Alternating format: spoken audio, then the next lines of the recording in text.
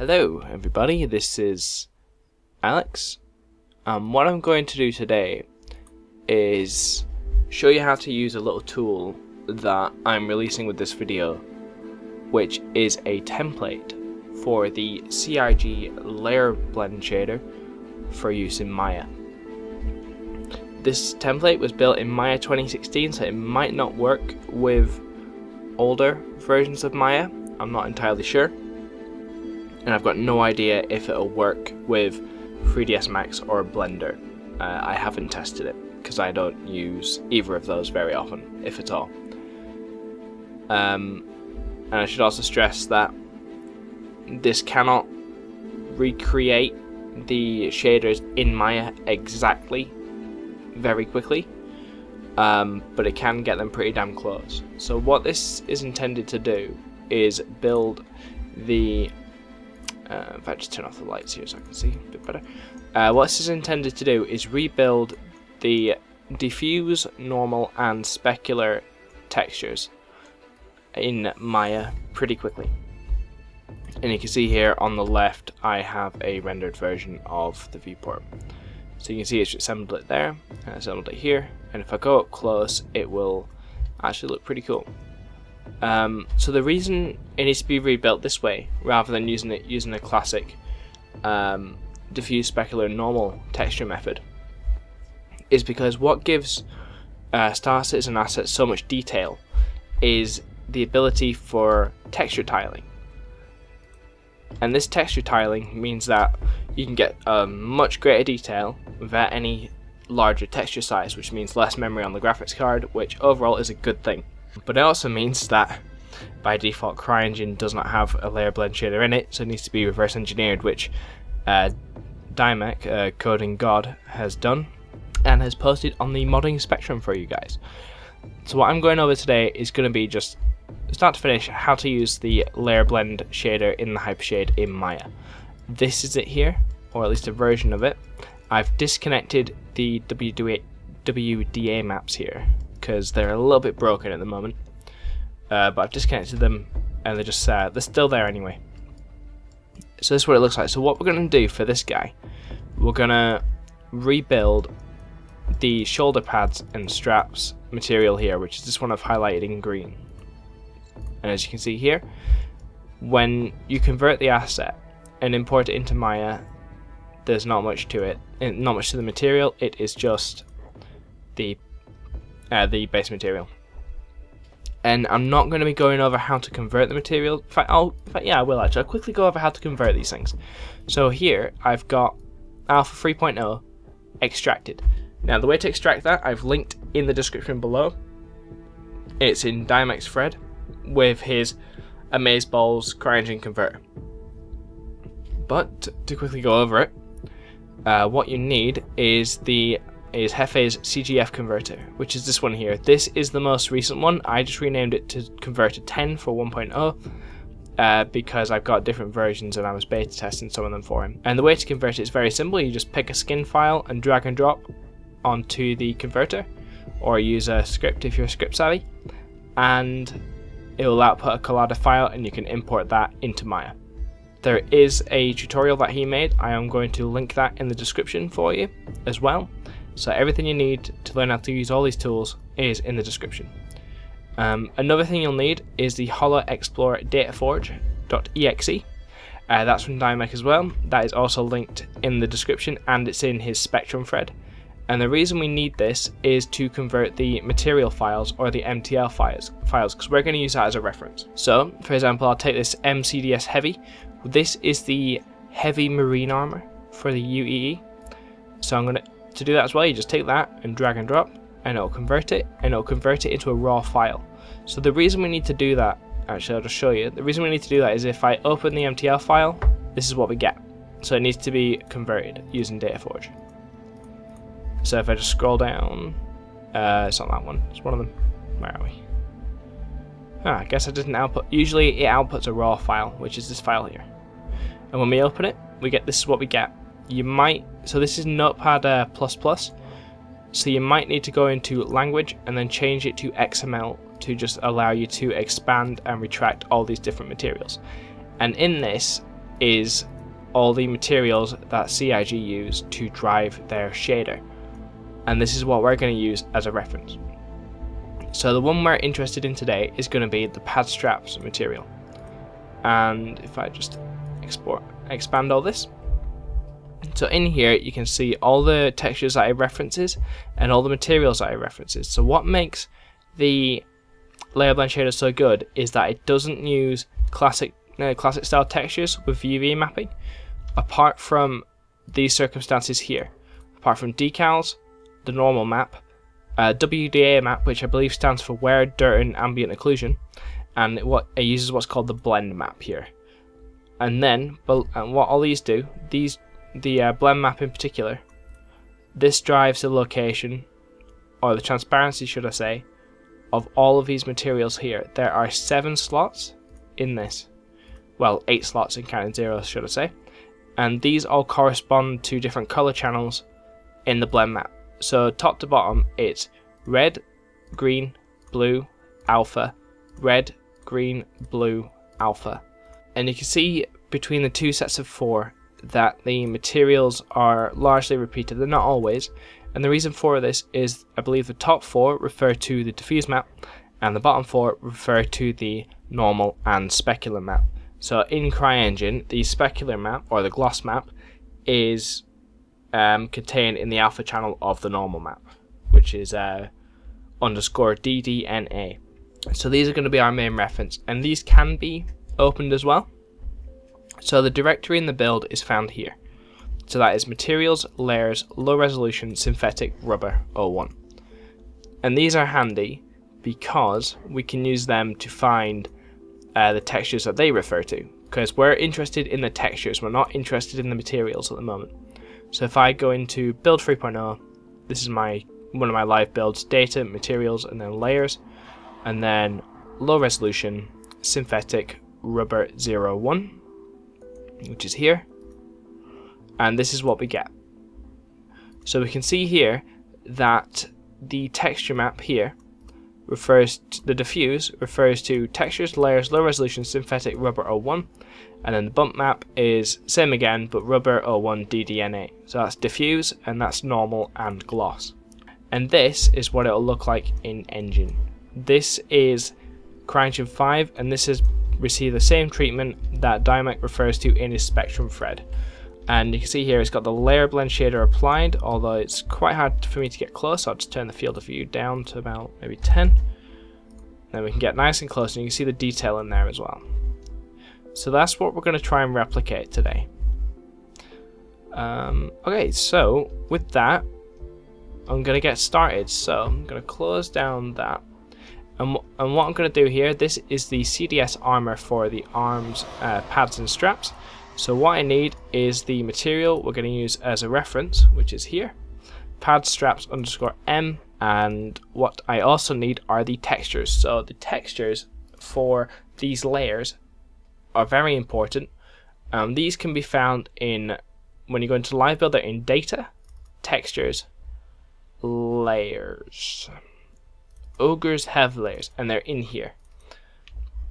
And what you'll want to do is use the SC textures converter, which I've also linked in the description, to convert all of these from DDS files for Cryengine into PNG files, and I've done that in my Maya project folder under textures. And then I've got here layers, low resolution, synthetic, and you can see here I've already converted them, and it's output a I don't need a target, so I'll delete those as well. I don't use targets.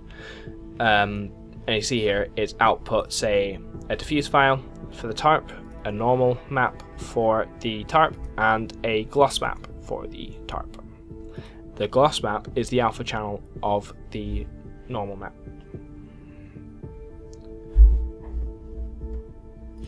And the tool for doing that is here. So all you need to do is just copy this into the root folder of where you've got all your textures and just run it once. So for example, I can just move that up here, and that's all I need to do, and then I just need to double click and it will run it. But I'm not going to do that today. And like I said, there's a link in the description. And I realize there's a lot of information in here, so feel free to go back and rewatch it before we continue, just to kind of get an idea on where everything is. But in the next few minutes, hopefully it's going to all fall into context, because there is a lot of information here. And just really quickly, what I've also done is copy the textures from the armor CDS. So these are the texture files for this armor. And we can see in here, I'm just going to quickly delete all the Cryengine files because I don't need them. And I'll just get them all out of the way. There, like that. There we go. Beautiful. Okay. So this is what we got here. So if I just change that to extra large. Now, I'm interested in pads and straps. So the texture we're going to use is... I'm not worried about the decals because I haven't actually rebuilt the decals bit. I've only rebuilt the base texture bit.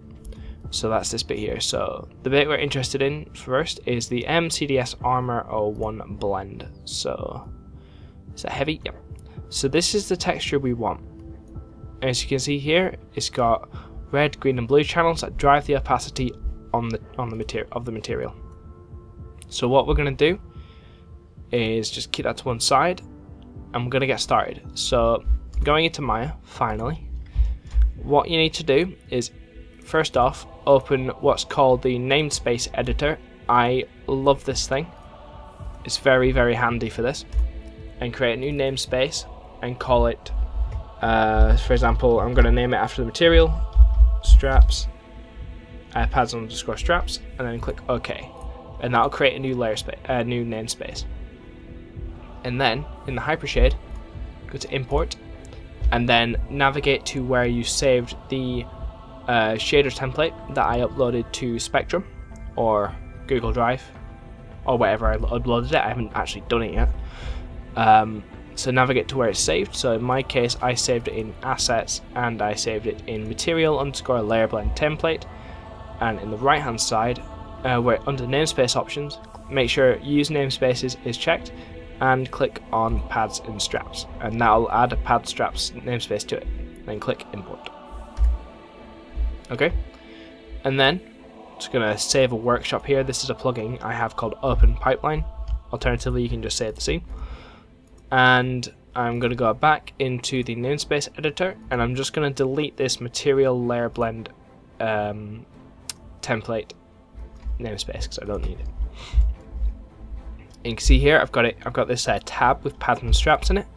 This is the pads and straps material. As you can see, it's modifying the pads straps material. I'm just going to turn it green or yellow so it's easy to see. And this is the LayerBlend material. So I'm just going to reiterate this. This does not recreate it exactly. It just gives you a good baseline to work from and change. And it is quite substantial. There's a lot of stuff in here. In fact, what I'll do, I'll give you an overview of what it all is. So there's 3 sections to it. There's the specular section, the normal map section, and there's the diffuse map section. And then as an add-on to the diffuse map section, there's the WDA section here, where dirt and ambient occlusion, which you can see here is all hooked up here. And we're going to go through it one bit at a time. But the first thing I'm going to do is hook up the outputs that all feed into the end material to the pads and straps material. So I'm going to go from output specular multiplier to specular color. I'm going to come down here. There is a lot going on, so it sometimes is a bit sluggish to update, unfortunately. And I'm going to hook that up to normal camera. And down here I'm going to hook this up to color. It could also be because I've got Cryengine open in the background, so I'm going to just close down Cryengine and see if that helps. Okay. So we've got the pad and straps material here. So this is what it's going to be output to, and you can see that it's turned black. The first thing we're going to do now is just take a look at the material and see what we need. Alright, so we need the blend map first, and we need a DDM map. So that's perfectly fine, so I'm going to put that onto another screen. I'll bring it across when I'm using it so you guys can see what I'm doing. So the first thing we're going to do is we're going to go through and replace the blend map. So all the textures that you need have been listed here as TX underscore diffuse specular or DDNA, and then underscore R, G, or B for red, green, blue, and A for alpha.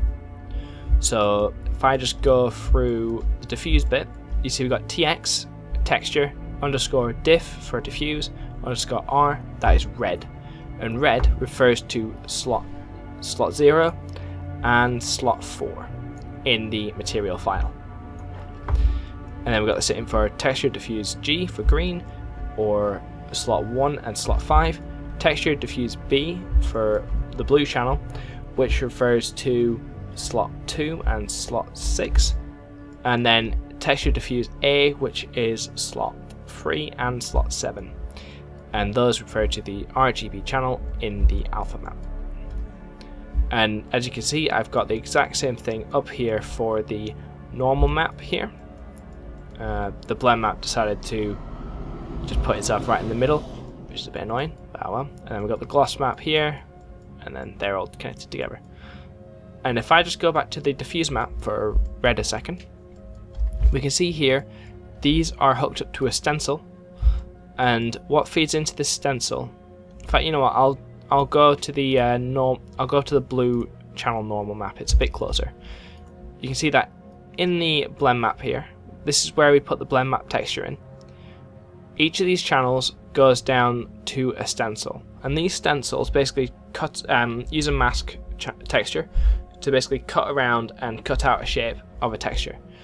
And each of these textures is hooked into one of them, and then it uses the blend map as a mask to cut it out. So what I'll do, I'll load up the blend map so you guys can see what's going on. So we're going to click on pads straps tx underscore blend map. Pads and straps is a namespace, so it could be whatever you call it. So for example, in here I've got it set to gloves, as you can see here. It's just a little bit bugged. Alright, so in pads and straps texture, we're going to open up another texture in the property editor here, and we're going to navigate to where you saved the converted texture. So in my case, I've got it under Star Citizen, textures, armor CDS, textures, and we're going to load up heavy armor underscore blend, and we can see this is the texture here on the right hand side, and we're going to click open. And one thing I'm going to do really quickly is I'm just going to isolate all the objects polygons this uses. So I'm going to just right click on the pads and straps materials, click on select objects with materials, and then go into the viewport here and click Control 1, and that'll just isolate this material, these objects, sorry, which makes it a little bit easier to see what's going on. Okay, so going back to the blend map here, I'm going to click on the solo map, the solo icon, and you can see what's going on. So we can see here that the channels that are going to affect this most are the blue channel and the alpha channel. So the alpha channel is black normally. Okay, so what we'll do is this, or is it black channel, all of them? I can't remember. It's something like that. Anyway, so what we're going to do now is go through all the I'm going to do all the channels, red, green, blue, and alpha, for all the settings, and kind of show you how they can all be modified. Okay, so let's get to it. So I'm going to unsolo this so that we just have a blackness of doom, and I'm going to just switch. Yeah, it's already on. Okay, I'm just going to switch on a brighter shading. Okay, so we'll start with the diffuse. So under tx diff R, we're going to load up the texture we need. So from the material file, we can see it's materials, layers, low res, synthetic, rubber 01. So the texture we want is rubber 01. So it's this one, and then it's rubber 01 diff. Beautiful. And then we're going to scroll down, and then G is slot 1, painted metal. So that's is that painted metal 01 or 2? Painted metal 02, and then B, leather, which is under natural. Yes.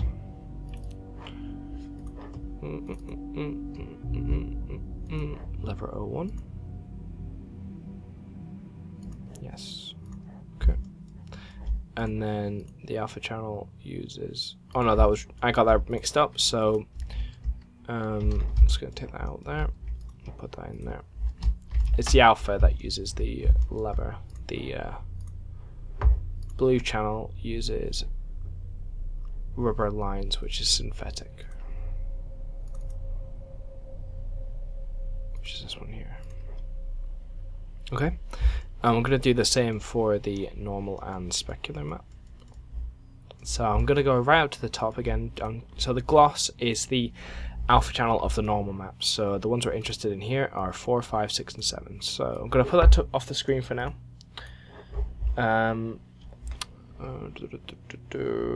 Rubber 01. DNA gloss map.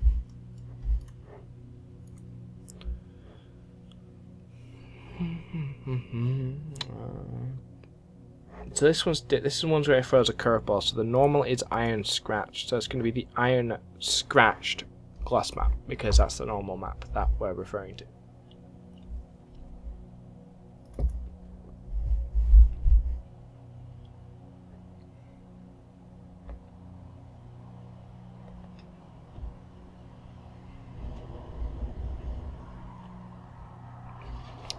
For some reason I haven't got it. Low resolution metal. I haven't got this iron, so I'm just going to pick another one. Might just pick this one here, this gunmetal. So I'm just going to take a little bit of initiative and just change it a little bit. And the next one is Rubber Alliance 1.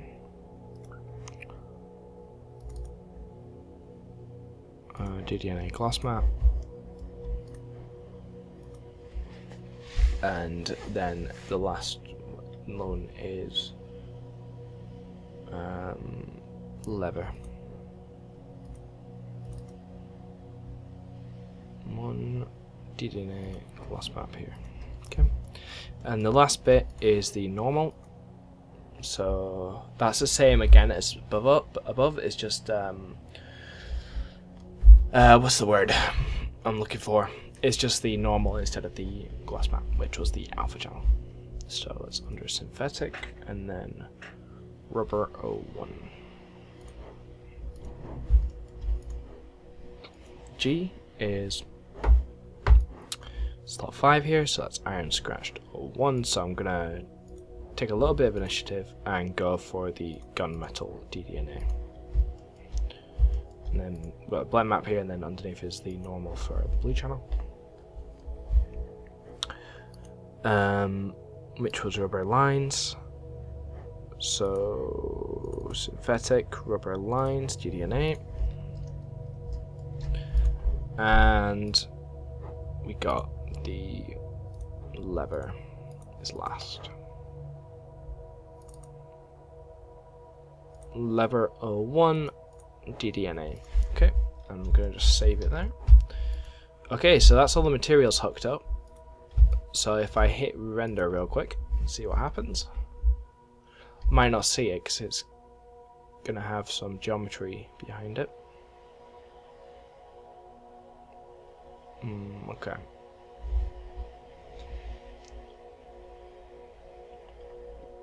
So as you can see, we're not quite there yet.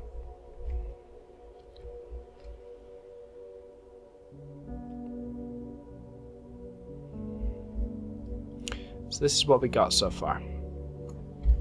As you can see, we're not quite there. Well, saying that, I think... Oh, it could just be that.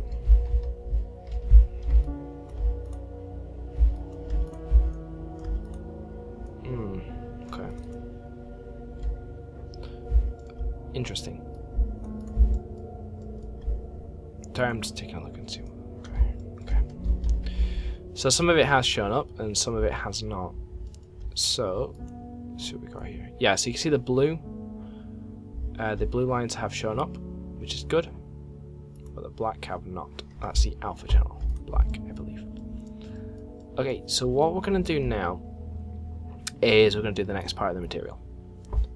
So you see we've got a bunch of parameters under here. So we've got tiling scale, and we've got diffuse tints and alsos.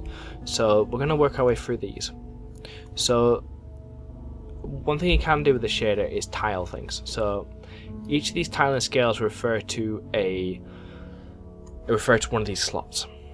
There's only 4 of them: 0, 1, 2, and 3, and they got a tiling scale 1, 2, 3, and 4. Let's see if I can find one. Tiling scale 3. Okay.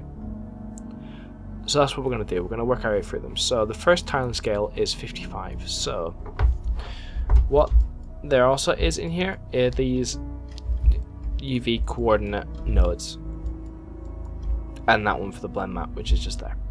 So the one we're interested in at the moment is red, because that's tiling slot 01, I believe. I'm just going to scroll through it and just check. There's no tiling slot 0.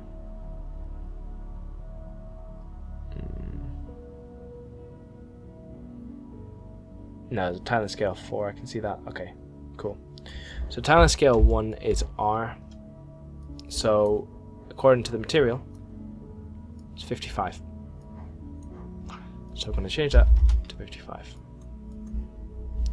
And what this will do is update the tiling on all of the red channel textures.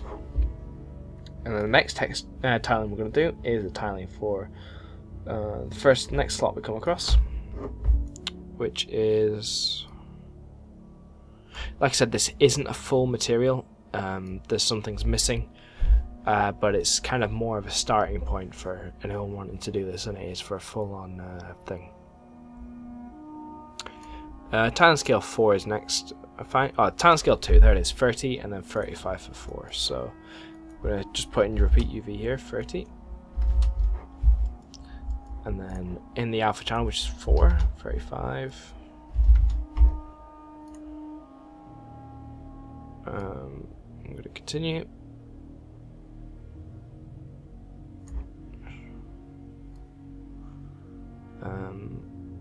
Where are we? Tiling scale 3, 120, which is the blue. 20. And I'm just going to zoom in a bit and render another frame and see what we got. So as you can see here, we've updated the tiling, and now these tile. Looking good. Alright, so now we're going to update the diffuse color tints. So let's take a look. So diffuse tint 1 is black. Now to update the tints, I've included what I call these ramps. Just change that.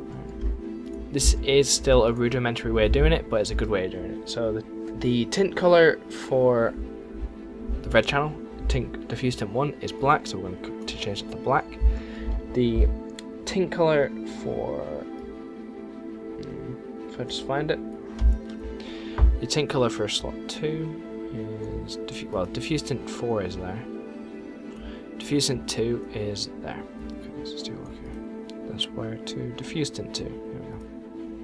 We're going to select the ramp for G now, which is, just follow it down, it's by these multipliers here.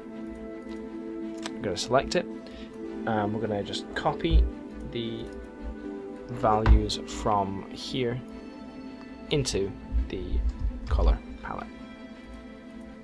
So in our case, it's that. No. Okay, what I'm going to do, I'll put it on another screen and I'll just type it in to get it relatively close.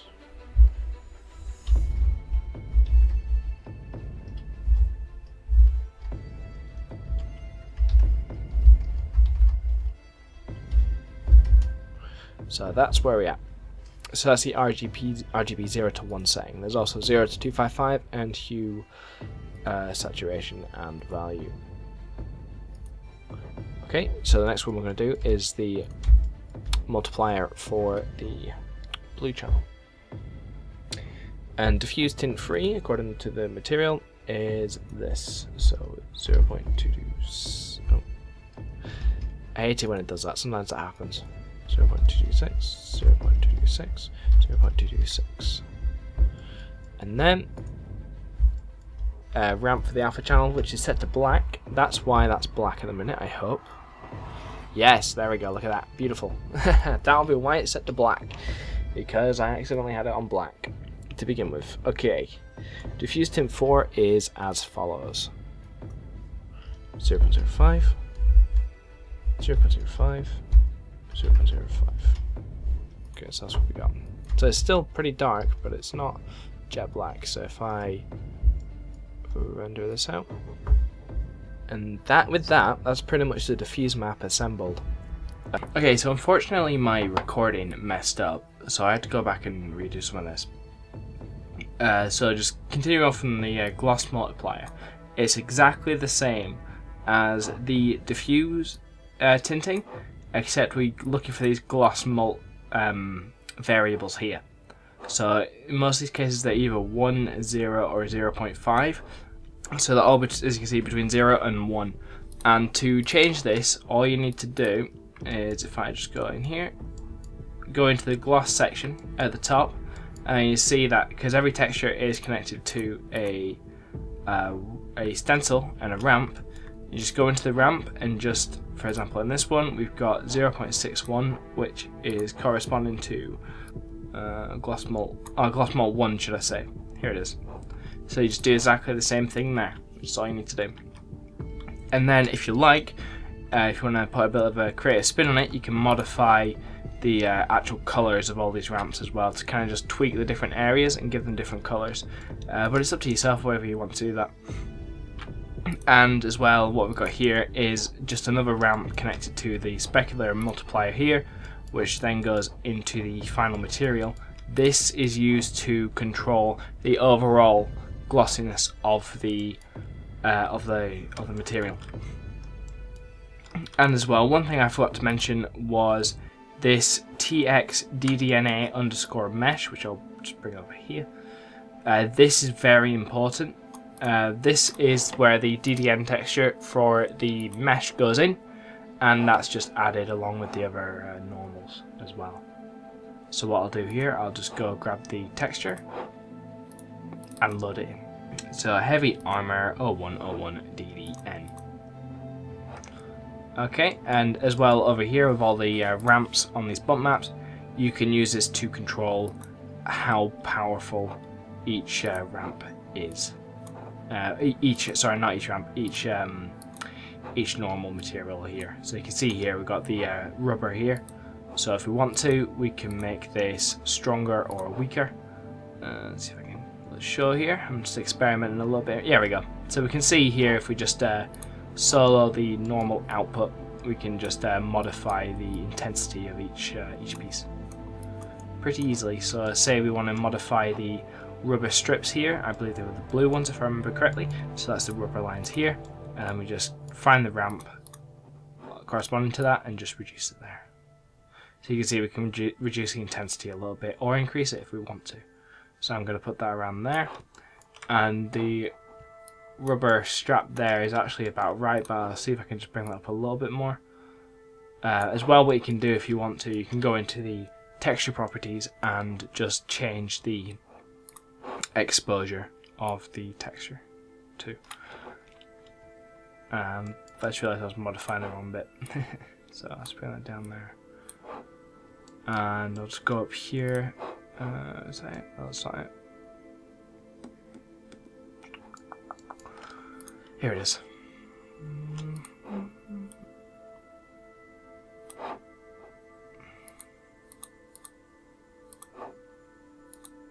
Anyway, that's pretty much all you have to do, and then once that's finished, you can just hit render and it'll be good to go. The last part actually is down here. This is the where section. Again, you can just change all these around. Don't forget to bring the texture in here, so that's a WDA texture. And if you just solo it, you can see what it does. So we can increase if we want to, we can increase the dirt channel a little bit. We won't really see this much until we render in any great detail. And this is the baked ambient occlusion. So if we want this to be make everything a little bit darker, we can reduce it slightly. About there, maybe. And then we can increase the wear. about there. And then if we hit render, we'll be able to see what it looks like. But this is pretty much how the basic shader looks. There are still some more pieces to it that need to be added, but you kind of get the idea from that. One thing I do need to add at one point is the ramp options for all the wear materials as well. But we can see here, while it's rendering, that it actually looks pretty good on the straps we've just done. But yeah, that's pretty much what. That's pretty much how you use this LayerBlend shader template for Maya. I kind of just scratched the surface with it. There's a lot more you can do with it, but this is kind of just the rough assembly of how to reconstruct a material using this.